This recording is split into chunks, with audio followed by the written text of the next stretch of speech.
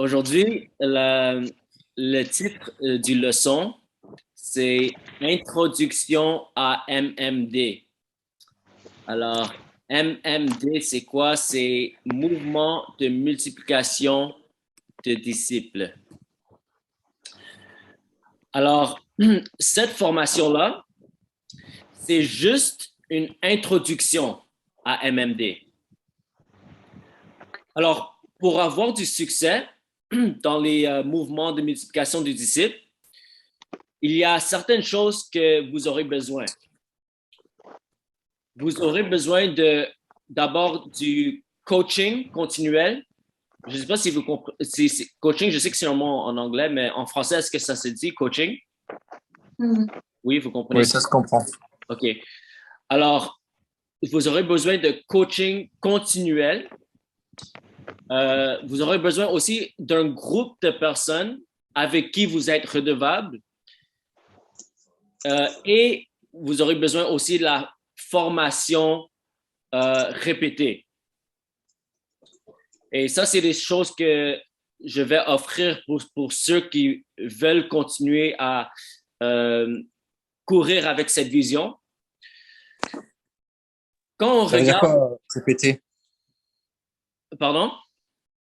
Tu as dit formation répétée, c'est quoi que tu as voulu dire? Oui, désolé. Alors, formation répétée, c'est comme par exemple, cette formation-là qu'on est en train de faire, les gens qui ont le plus de succès dans les mouvements de multiplication des disciples, ils ont fait cette formation plusieurs fois.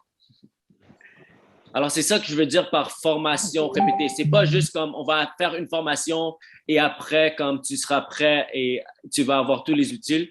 Non, on doit toujours être formé, toujours continuer à apprendre pour être le plus en plus efficace.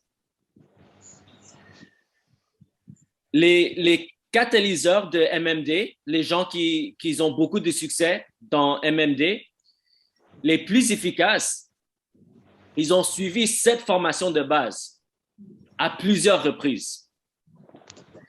Non seulement ça, ils ont immédiatement commencé à former d'autres personnes, ce qui les a aidés à apprendre les concepts plus en profondeur.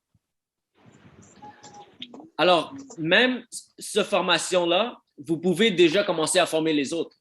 Parce que moi, ce que je fais, c'est très simple. Tout ce que je fais, je suis en train de lire les notes. Et tous les notes, vous aurez accès aussi à ces notes-là. Après chaque session, je vais envoyer les notes de la session et vous pouvez utiliser ces notes-là pour former les autres. Maintenant, on va revenir à la définition de MMD. On a parlé un peu de ça la semaine passée. C'est quoi la définition de mouvement de multiplication des disciples?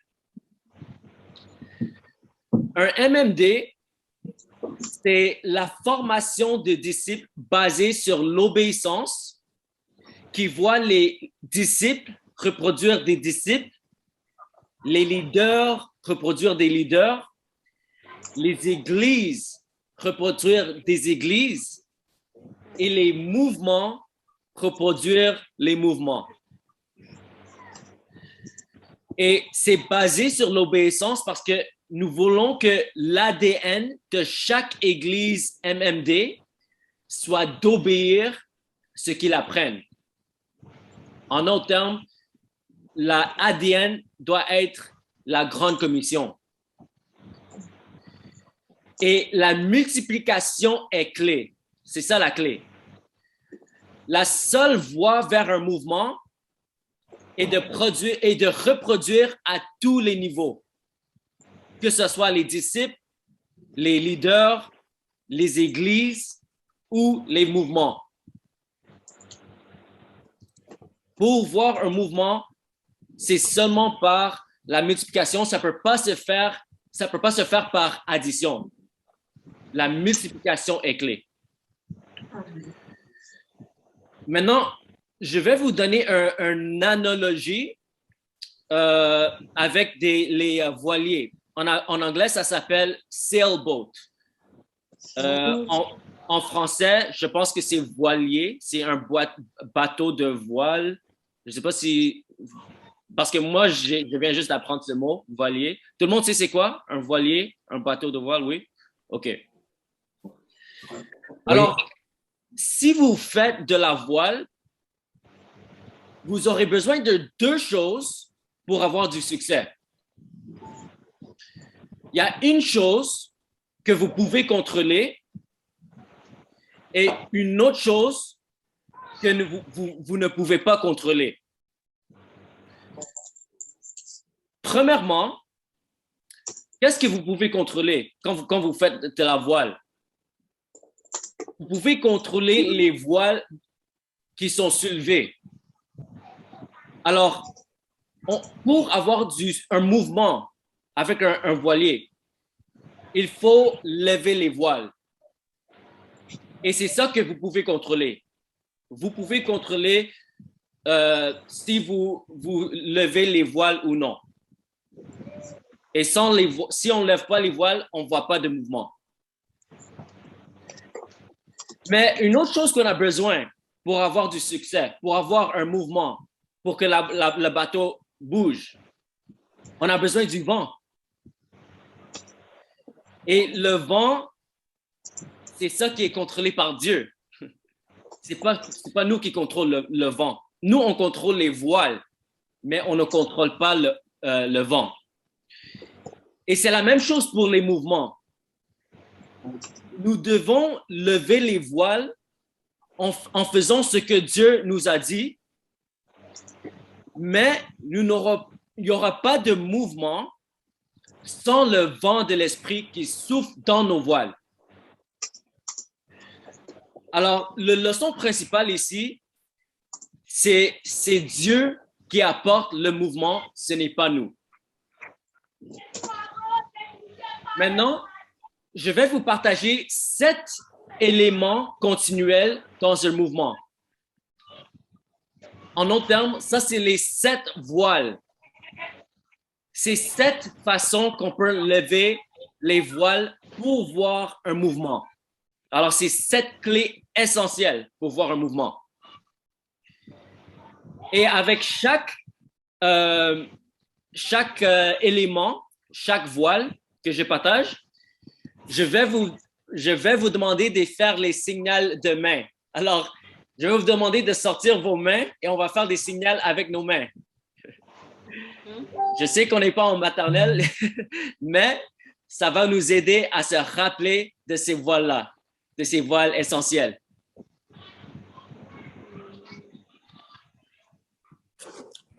Alors, OK.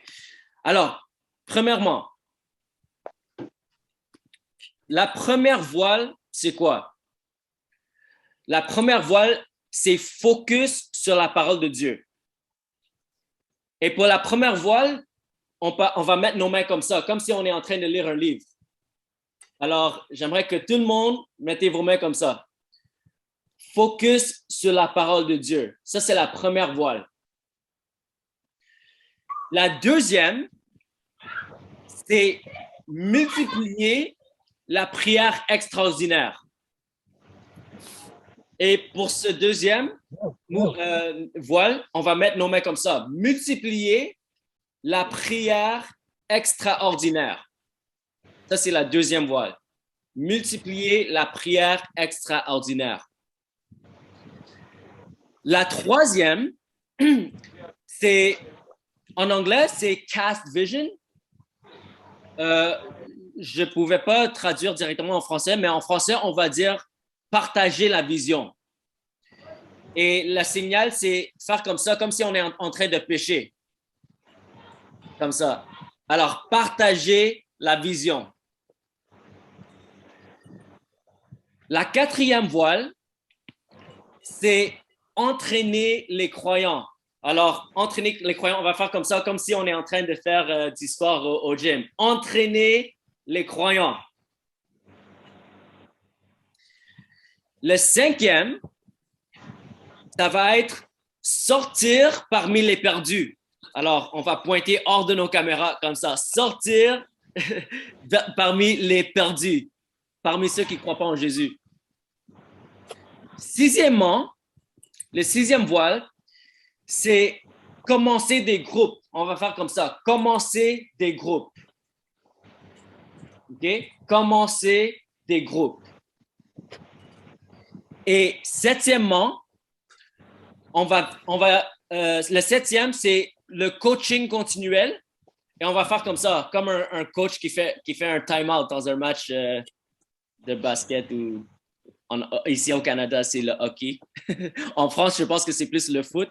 Je ne sais pas si les coachs ils font comme ça pour un time-out aussi.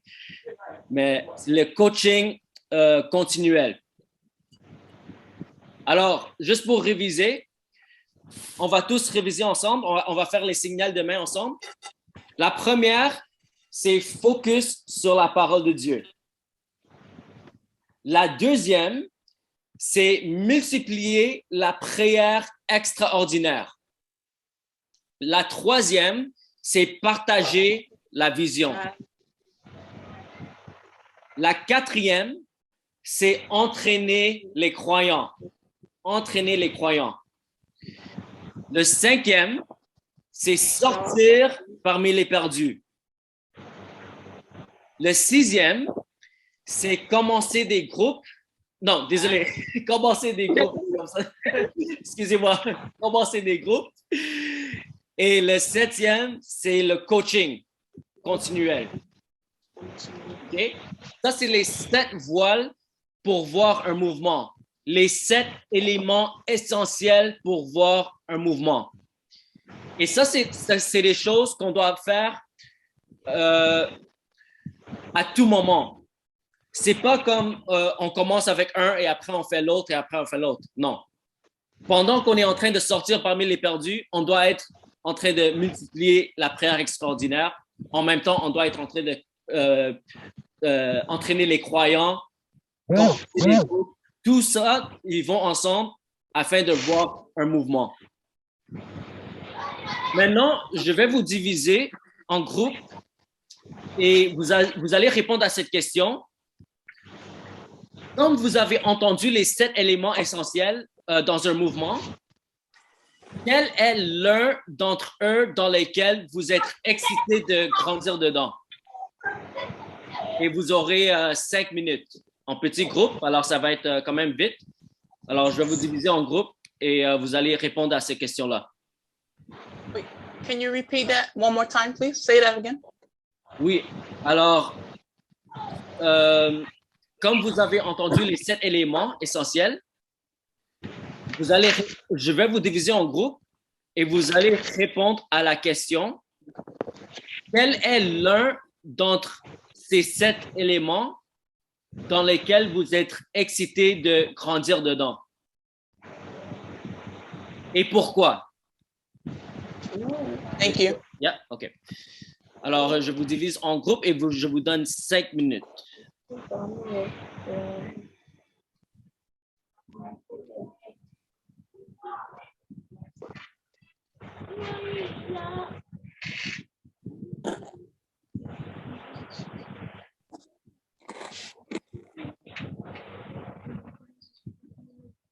Alors, si vous avez reçu la notification, s'il vous plaît, entrez dans un des groupes, s'il vous plaît.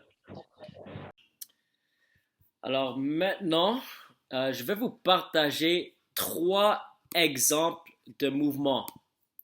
Alors, il y a des mouvements de multiplication des disciples qui se passent partout dans le monde et je vais vous partager 3 de ces mouvements-là. Alors, la première, c'est dans le nord de l'Inde. Il y a un mari et sa femme qui ont reçu cette même formation-là qu'on est en train de faire. Et ils ont entendu Dieu dire 2 choses. Premièrement, Dieu les a dit, écoutez-moi. Deuxièmement, Dieu a dit, trouvez votre Paul et vous êtes Barnabas. Après cela, ils ont trouvé un homme qui avait planté 12 églises en 14 ans. Et ça, c'est déjà très bon, n'est-ce pas? 12 églises dans 14 ans. Alors, il sait comment planter des églises. Cet homme-là, qui a planté les 12 églises, il était choqué de n'avoir jamais vu certaines de ces stratégies qu'on voit dans cette formation-là dans la Bible. Il a jamais remarqué que tout ça, c'est dans la Bible. Alors, ce couple-là, le mari et la femme, avec cet homme qui a implanté 12 églises, ils ont commencé à former d'autres Indiens et maintenant, Dieu a commencé plus de 70 000 églises en une période de 8 ans. Alors, nous, on croit que 12 églises dans 14 ans, c'est déjà très bon. Mais après qu'ils ont fait cette formation-là, ils ont pu implanter 70 000 églises dans une période de 8 ans. Le deuxième exemple, c'est ça. Il y a environ 25 ans, il y a un pasteur indien, un pasteur d'une église traditionnelle indien, nommé Victor John.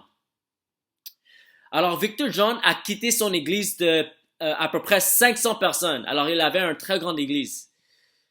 Il a quitté cette église-là pour commencer à appliquer les principes de mouvement.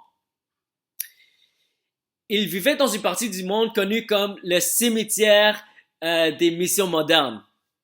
Et ça, c'était parce que il y avait beaucoup de résistance de ces gens aux efforts missionnaires. Alors, les missionnaires n'ont pas eu beaucoup de succès dans ces régions-là. Victor John, le pasteur traditionnel qui a quitté son église, il a été formé par un homme qui s'appelle David Watson. Ça, c'est un missionnaire américain. Et David Watson, il l'a aidé à voir ces principes du mouvement, ces principes de mouvement dans le Nouveau Testament. Et cela lui a ouvert ses yeux sur une nouvelle façon de faire des disciples. Et en fait, c'est pas des nouvelles façons, c'est des anciennes façons, des anciennes méthodes qui sont dans la Bible. Au cours du premières 4 années d'application de ces principes, ils ont vu très peu de fruits. Et Victor John a traversé des moments de découragement et de doute. Mais dans la 5e année, ils ont vu leur première église plantée. Et au cours de 20 années qu'ils ont suivi, les 20 ans qu'ils ont suivi, ils ont baptisé plus de 10 millions de personnes et ils ont vu des centaines de mille d'églises plantées. Ce mouvement est maintenant tellement grand qu'ils doivent envoyer des équipes de recherche pour essayer de mesurer l'impact. Alors, je vais vous donner, expliquer ou raconter un troisième exemple. Dans la corne de l'Afrique, c'est dans l'est de l'Afrique, ça inclut le Somalie, l'Éthiopie, l'Érythrée et le Djibouti. Il y avait une équipe qui a fondé 220 églises, principalement parmi les musulmans, entre 2002 et 2005. Mais le but, c'était d'atteindre toute la corne d'Afrique. Alors, ils ont fixé un objectif avec une grande vision de Dieu d'implanter 10 000 églises. Alors, ils ont fait des changements et ont commencé à utiliser certains de ces mêmes principes que nous allons apprendre. Et ils ont vu Dieu démarrer plus de 5 000 églises parmi les populations principalement non atteintes. La différence est qu'ils ont accepté une grande vision de Dieu et ils étaient ensuite prêts à apporter les changements nécessaires pour accomplir ces visions. Alors, une chose que j'aimerais mentionner, c'est que ces mouvements-là, ils sont pas parfaits. Ils ne sont pas parfaits du tout. Et si on regarde le Nouveau Testament, une bonne partie du Nouveau Testament est écrite pour aborder les problèmes dans les églises que Paul et d'autres ont commencé. Alors, ces mouvements-là sont désordonnés. Et en anglais, on appelle ça messy. Ils sont désordonnés. De toute évidence, tous les efforts ne se font pas aussi rapidement ou en si grand nombre. Mais beaucoup de gens sont passés de pas d'église ou d'absence d'église à plusieurs églises. Et d'autres sont passés à des églises de première génération à 20, 30 ou 40 églises, avec quelques deuxième et troisième générations. Nous voulons tous voir des mouvements et nous devons établir les bonnes bases. Mais on doit établir les bonnes bases que nous voyons les mouvements ou non. Le monde ne sera jamais atteint par l'addition. C'est impossible. Il ne peut être atteint que par la multiplication. Et nous pouvons le voir dans 2 Timothée chapitre 2 verset 2 et aussi dans les livres des Actes. Maintenant, on va faire une activité et je vais vous donner 10 minutes. Et c'est que quand vous êtes dans vos groupes, ce que vous allez faire, 2 personnes vont lire le verset 2 Timothée 2:2 à haute voix, idéalement avec 2 traductions différentes. Et après, tout le monde dans le groupe va dessiner une illustration de ce dont parle 2 Timothée 2:2 et de la partager avec le reste du groupe.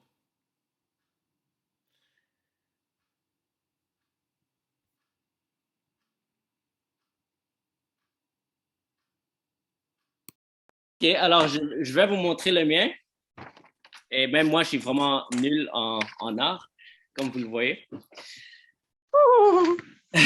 Alors voilà l'illustration. Ici, ça c'est Paul. Après, Timothée, il est un de ces 5-là, parce qu'on sait bien que Paul n'a pas juste formé une personne, n'est-ce pas? Mais Paul a dit à Timothée d'enseigner aux autres qui vont enseigner les autres. Alors, chaque personne que Paul il enseigne, chacun d'eux, ils ont leurs propres disciples et leurs disciples enseignent d'autres personnes. Est-ce que vous comprenez un peu? J'espère que c'est clair. Mais ça montre l'importance de la multiplication. Parce que Paul a dit à Timothée, enseigne les autres ce que moi je t'ai enseigné, afin que les gens que tu enseignes peuvent également enseigner les autres. Et eux aussi vont enseigner les autres et ça va continuer. Alors, dans ce un verset-là, on voit déjà 4 générations. Vous voyez? On voit Paul, on voit Timothée, on voit les gens que Timothée va enseigner et les gens que les disciples de Timothée vont enseigner aussi. OK? Maintenant, je vais vous demander quelles sont les choses qui ressortent dans ce verset pour vous.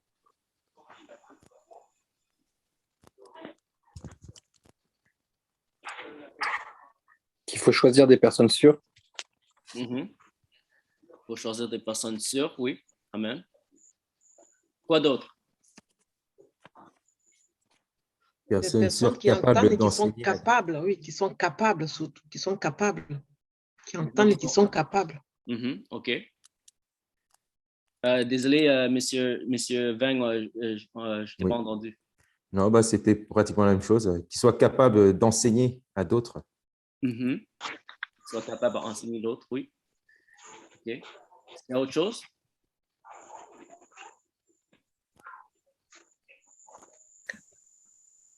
Ah, devant de nombreux témoins. Ah oui, mais c'est la même chose. Devant de nombreux témoins. Ce que tu as entendu de moi. Le confier à des gens sûrs. Si, c'est la même chose aussi. Parce que ce que Paul il a enseigné, c'était pas juste à Timothée, c'était devant de nombreux témoins. Et lui, il attend que chaque personne qui partage avec les autres également. Alors, c'était pas un processus un à un, juste Paul et Timothée. Comme vous pouvez y croire, il y avait beaucoup de témoins qui l'ont ensuite transmis aux autres. C'est comme ça que l'Évangile a multiplié. Alors, ce qui ressort dans ce verset, c'est qu'on doit transmettre ce que vous apprenez à ceux qui le transmettront aux autres. Pour que la formation des disciples devienne un mouvement, il faut qu'il y ait la multiplication. Maintenant, comme on doit se dépêcher un peu, on va commencer les groupes, ce qu'on appelle les groupes de découverte. Le passage qu'on va lire, ça va être Jean 6, 44 à 45.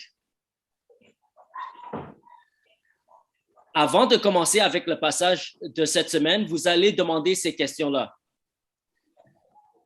Est-ce que quelqu'un peut-il se souvenir et partager dans ses propres mots le passage de la semaine dernière? Ça, c'est la première question. Avez-vous fait ce que vous avez dit que vous allez faire? Et avez-vous partagé avec qui vous avez dit que vous alliez partager la semaine dernière?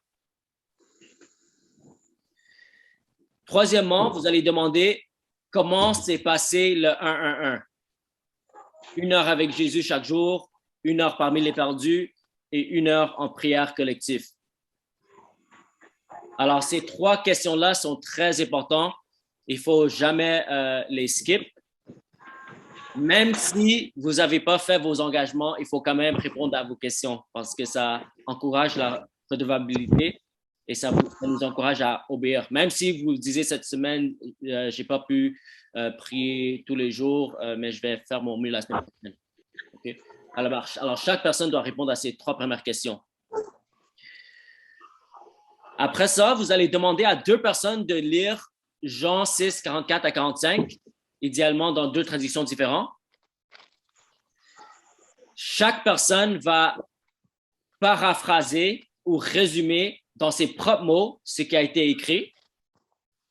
Et si quelqu'un a la misère, le groupe peut aider.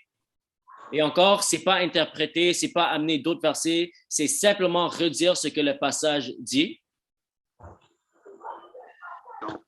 Après ça, vous allez discuter les questions suivantes.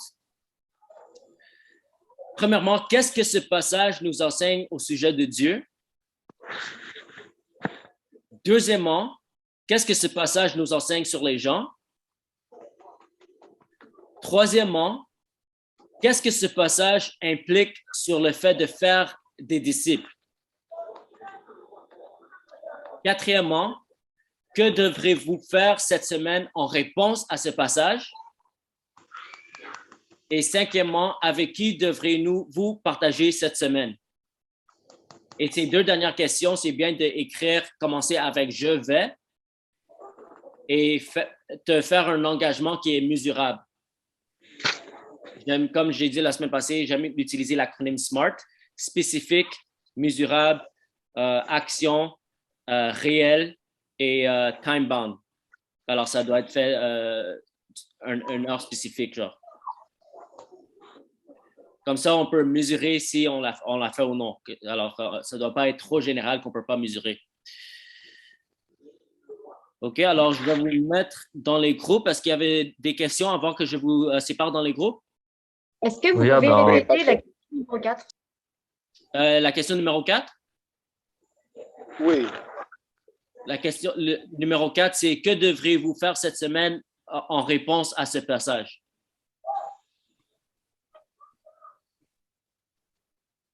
Est-ce qu'il y a d'autres questions? Pasteur. Oui, il y a d'autres questions. Pasteur. Oui. Excusez-moi, mais c'est un peu rapide. Au fait, nous autres, on prend les notes. Comme on a un souci avec notre Internet ici, là, ça nous fatigue un peu. Donc, je ne sais pas si vous pouvez reprendre les questions, quoi. Pardonnez. Je vais mettre toutes les questions dans les messages. Comme ça serait plus facile. Vous n'avez pas besoin d'écrire toutes les questions. Merci.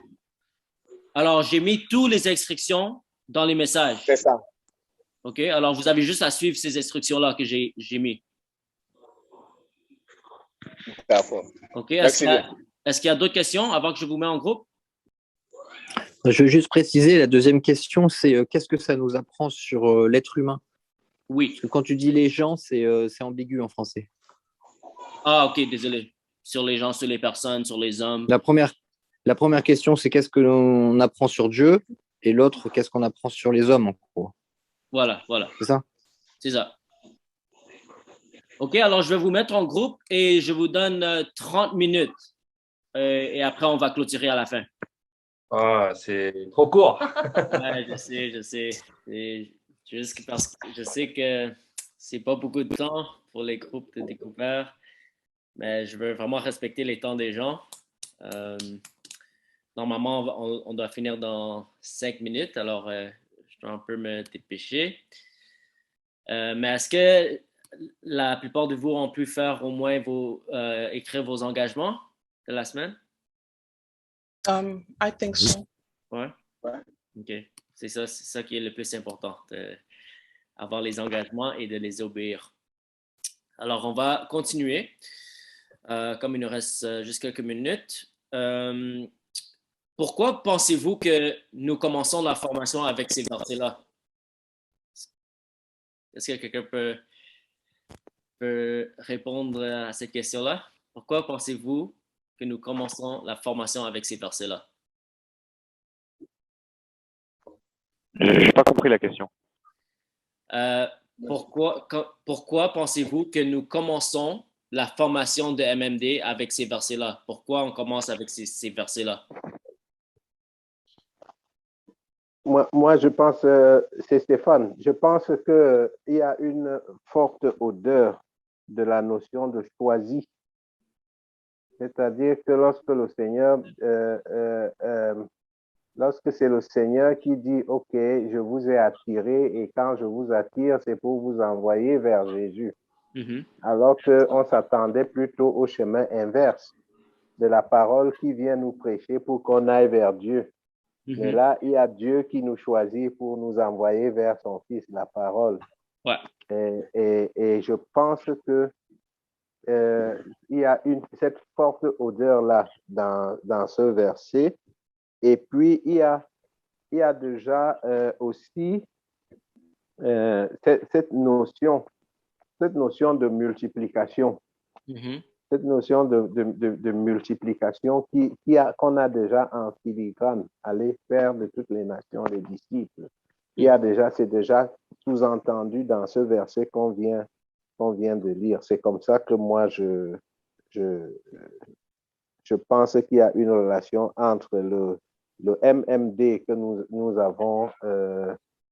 avons étudié aujourd'hui, que nous sommes en train de voir, et ce verset. Amen. Amen, amen. La raison pour laquelle c'est vrai, c'est que Frère Stéphane a dit. Et pourquoi on commence avec ces versets-là? C'est parce que ça nous enlève la pression. Parce que la parole nous dit que c'est Dieu qui attire les hommes à Jésus. Et nous, tout ce qu'on fait, on cherche les personnes que Dieu est déjà en train d'attirer. D'accord. Et l'autre chose qu'il faut comprendre, c'est seul Dieu qui peut commencer des mouvements. Comme j'ai partagé, sans le vent du Saint-Esprit, il n'y aura pas de mouvement. Et ça montre également l'importance de la prière extraordinaire. Alors maintenant, on a juste 2 minutes. Alors, je vais vous donner le défi de cette semaine. Bien sûr, il faut continuer le 1-1-1. Il faut faire vos défis, comment répondre à ces passages, à qui partager.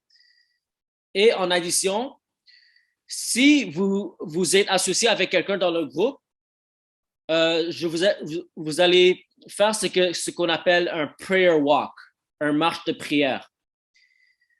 C'est quoi un marche de prière?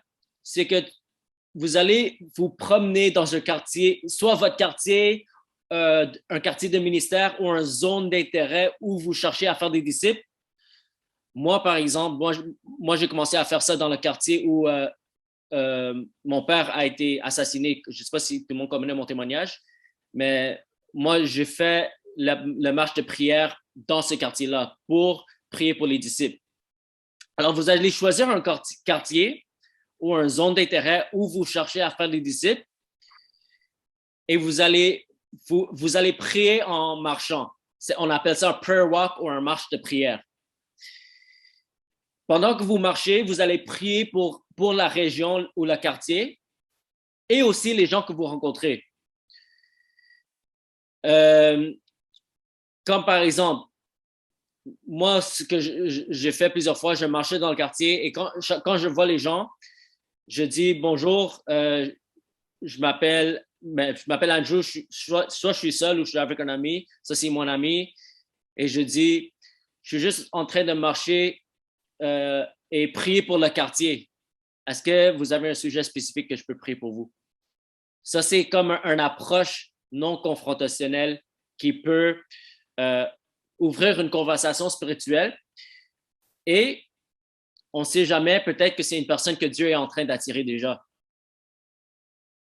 Alors, on marche dans le quartier et on va prier spécifiquement aussi pour les ouvriers parce que Jésus nous a dit de prier pour les ouvriers parce que les ouvriers sont peu.